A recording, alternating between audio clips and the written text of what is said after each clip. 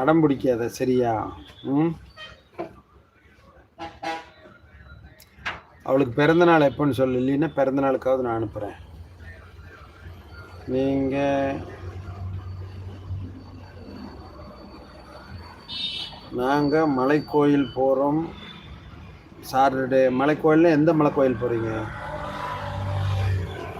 பூ பறிக்கிறதுக்கு போகிறீங்க. போய் ஃபிகர் பார்க்குறதுக்கு போகிற நிற்கிறடா. ம் அப்படின்னு சொல்லி உடனே கோயிலுக்கு போகிறேன்னு ஏன் சொல்கிறேன்?